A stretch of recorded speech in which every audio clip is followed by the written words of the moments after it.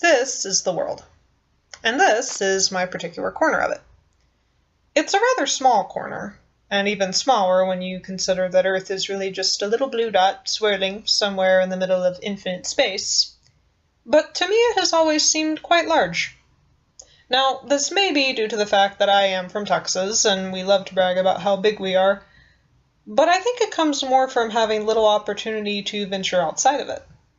Until this summer, and this is now August 2014 that I'm making this, I had the good fortune to embark on a study abroad in the United Kingdom. I spent 2 weeks in Scotland and England, traveling and studying British literature, which included the Brontes, Jane Austen, Virginia Woolf, Sir Walter Scott, Aphra Behn, and of course, my man Shakespeare. Being a storyteller myself, I look for story everywhere I go. And there was something very special about reading these works in the places where they were written or inspired. And I felt connected with these other storytellers, long dead now, who created stories that are still cherished the world over. It also made me pause to consider and appreciate how my own writing is shaped by the place I come from. And because of this trip and the adventures and experiences I had with my group, I've decided that I want to spend my life seeing as much of the planet as possible. For me, it's not about seeing famous tourist attractions or lounging on a beach somewhere getting sunburned or trolling for exoticism. That's not what I'm interested in. What draws me to travel is story. The history of place and the figures, famous and not, who made it.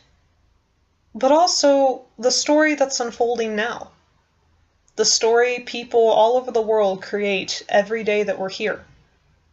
Because no matter where you go in the world, no matter how different a place or culture may be from your own, at the end of the day, people are people.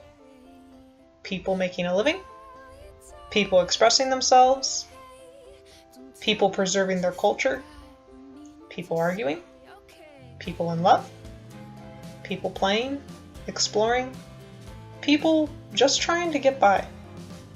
Sure, I'll remember climbing Arthur's Seat in Edinburgh and seeing Julius Caesar performed at the Globe in London. I'll also remember eating lunch at the Elephant House, where J.K. Rowling drafted the books that warmed my childhood, and walking through the graveyard where many names of my favorite characters were inspired. I'll remember the kind little old man who answered all of our questions with cheer. I'll remember Grimm, the half-Scottish, half-Venezuelan jewelry vendor I interviewed for my class project.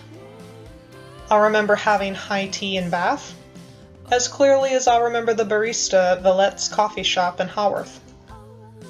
I'll remember the beauty of Bronte Falls and Toplethans, as well as the heather, and walking and talking with my professor on the moor.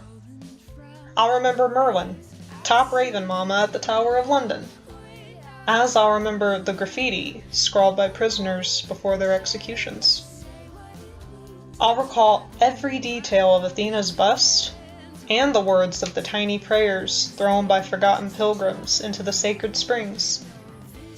I'll remember Big Ben and the Thames no better than riding the tube, late-night Tesco runs, or picnicking in Regent's Park, with a copy of Jane Eyre. And the carved faces of icons and heroes are etched just as clearly into my memory as the faces of the friends I made, who shared in the adventure with me, taught me important lessons, and put up with my socio-political rantings.